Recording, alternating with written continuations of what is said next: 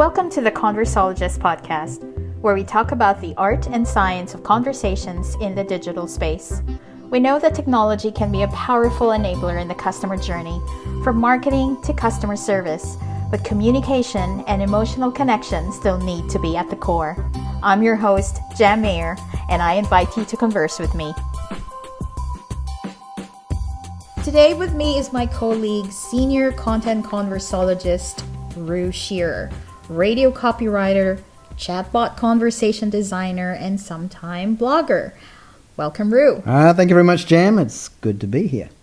Well, this week's episode, we are going to talk about the ethics of chatbots. Right. Sounds a bit weird, huh? But it's kind of the Wild West out there right now. What? Well, chatbots are basically an unregulated technology, and this isn't the first time we've seen this kind of situation. If you look at the pattern, and this is certainly true of social media, ethics aren't high on the pioneers' priority list. Got it. So they're all about the money. Yeah, totally. When an industry or technology is new, it's a bit like a gold rush. A lot of the speculators are all about making money and cashing in, and they really can't be bothered with the ethics or preserving audience integrity for the future. Well, isn't that just a free market at work? Yeah, but it shouldn't be that simple. You've got a great example of this with social media. Okay, how so? Well, the ethics put in place originally for some of the big social channels are pretty arbitrary when you think about it.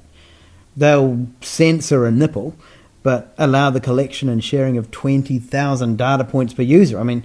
Whoa. Nipple, did you just say that? Are we allowed to do that on a podcast? I know, this is theatre of the mind, and everybody's suddenly got a picture of a nipple in their head. Sorry about that. Right, okay, carry on.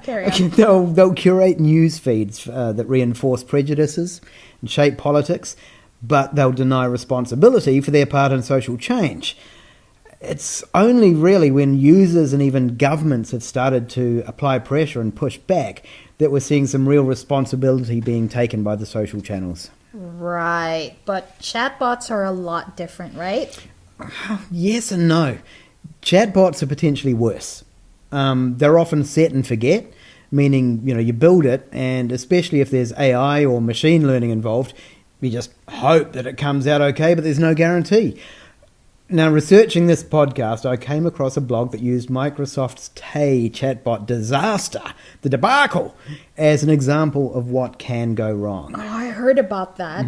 Don't know a lot of the details, but Tay was the Twitter bot that went from "Hello world," really, really simple, to "Feminists should burn in hell" in 24 hours, was it?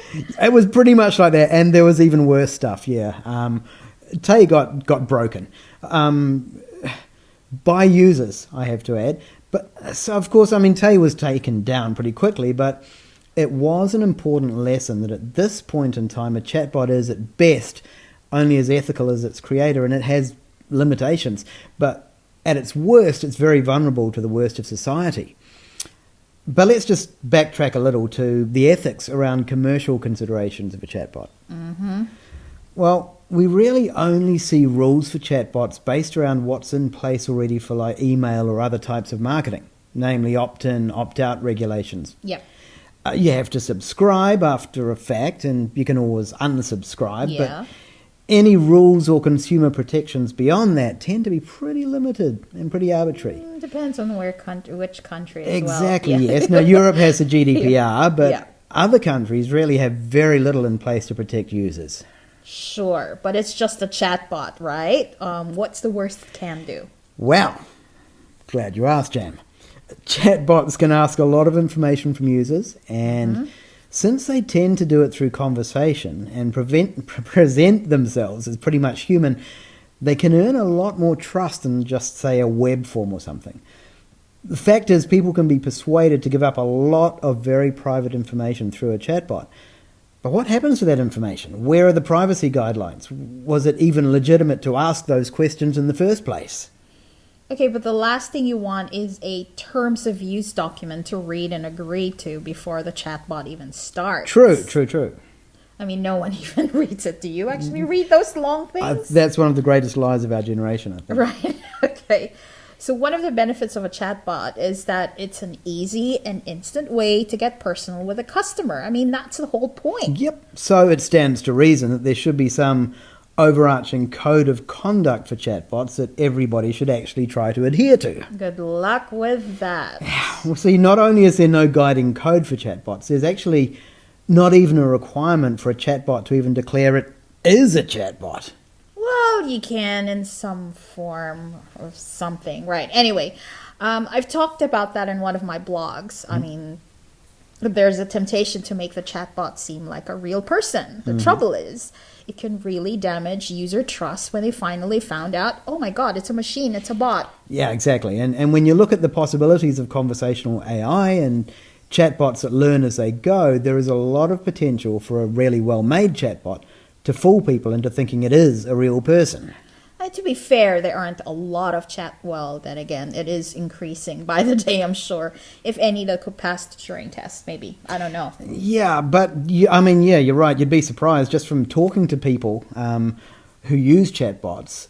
I found a lot of people have been sucked in, and they weren't sure if they were dealing with a bot or with a human. Right, yeah. I think quite justifiably you can feel a bit cheated when you've been chattering in online messages and, slowly it starts to dawn on you that you're just actually talking to a computer. Nobody likes being made to look stupid. And, of course, deliberately misleading people into thinking a chatbot is real. Now, there's a problem. Again, there's no real code of chatbot ethics out there at this point. But you see, as a tactic, it could easily be used to manipulate people out of their money.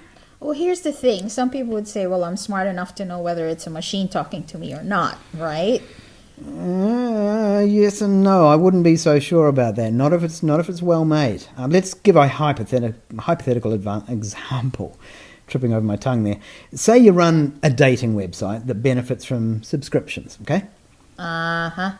So you could potentially use a chatbot as a potential match.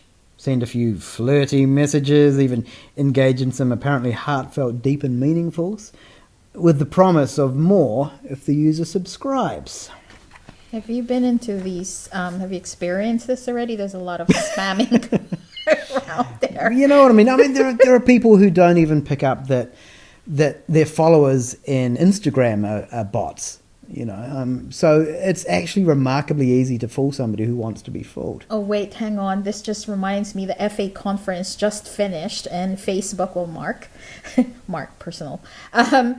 Zuckerberg has announced the dating app. I know he mentioned this a year back. I don't know, a year or 2 years ago or whatever. Anyway, it doesn't matter. So you just reminded me of that. So I hope Mr. Zuckerberg, Facebook with your dating app, it isn't something like that. Exactly. And Messenger. Just, oh my God. Just watch out. Mr. Right might actually turn out to be Mr. Bot. And you've got your subscriber. You've got your subscriber, and then the so-called wonder date, Mr. Bot, Mr. Right, suddenly loses interest and just wanders off. But you've got yourself a paid-up subscribed member. Well, again, going back to that, sorry, but they are planning to put, in Messenger, they are planning to put some, another revenue stream. So that could, it's interesting. Anyway, go ahead. So carry on. Hence the need for ethics around it. Look, I'll give you another example. This is a real one, okay? This is a thing, interactive novels. Ooh, I love reading. You mean those interactive novels? Like the Choose Your Own Adventure books, yeah. Oh, right. You get to choose your button for what your character says, and that dictates the flow that follows. That's an app. Yeah, but they're built on chatbot technology. It's a chat. No, it's not. It's an app. Right. So... Still, let's use the example. Keep going. Okay, Yep. Right. So, first up, you get to design and name your character, right? Very important, because all of a sudden you're invested in this. The character is something that you've sort of helped create. My avatar. Your avatar, yes. That's okay. Then, as the story progresses, you get to choose what your character says, how he or she responds to situations. Are you acquiescent? Are you diplomatic? Are you confrontational? And of course, that affects the story. Yep. Well, that's basically partly gamification, just a little bit. Right. Yep. Well, yeah, but the problem is in these episode stories, you can freely choose your response to inconsequential stuff, but when it comes to a critical decision, something that will have a serious effect on the flow of the story and the characters, whoops, there's a paywall. So? Well, and in most cases, the moral, compassionate, constructive, or, yes, most enticing choice comes at the cost, maybe between $3 and $5 at a click.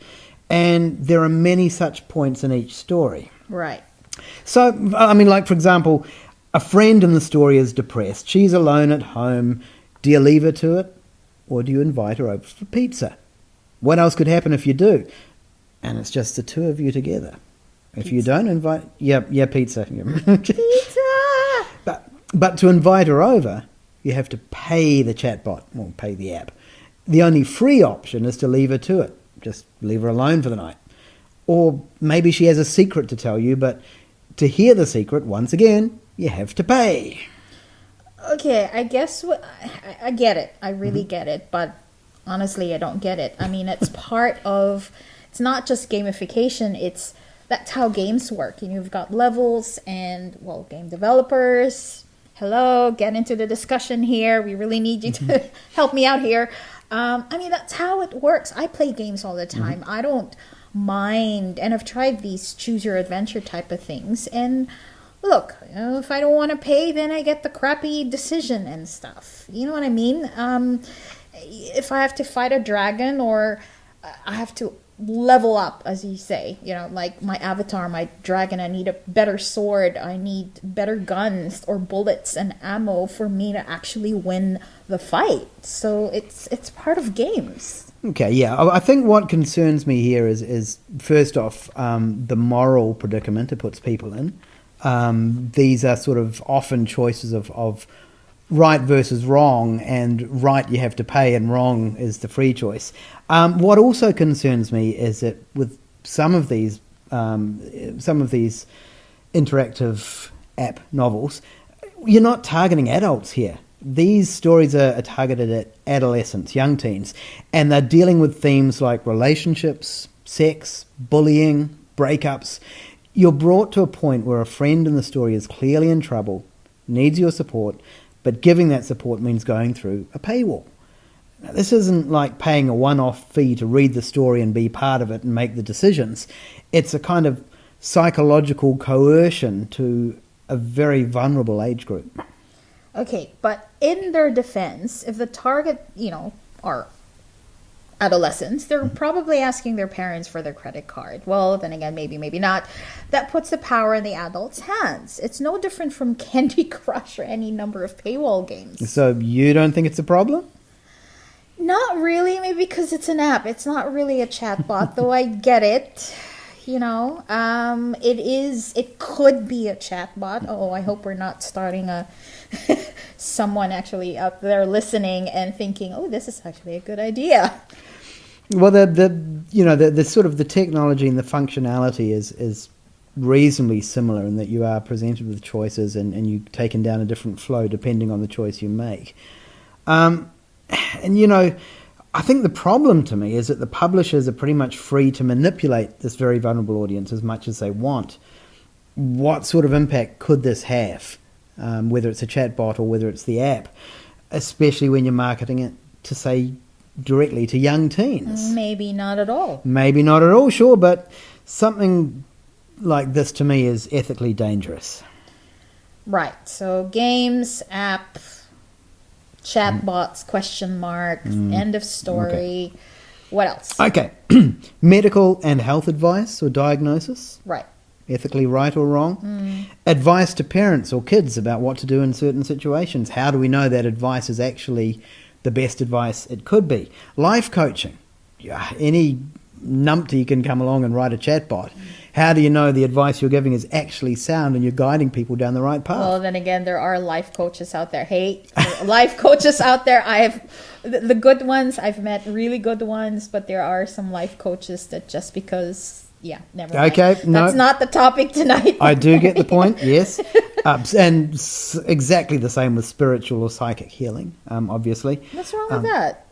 Again, how do you know whether it's actually quality stuff that's going to actually benefit people, or whether it's just raking money out of people? Well, spiritual, it could be religion, and let's not go there. Exactly. And exploiting vulnerable audiences is always an area for concern.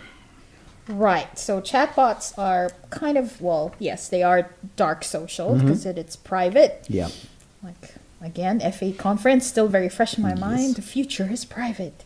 Away from the public eye, it's personal, one-on-one. So, yes, it is very hard to monitor or regulate.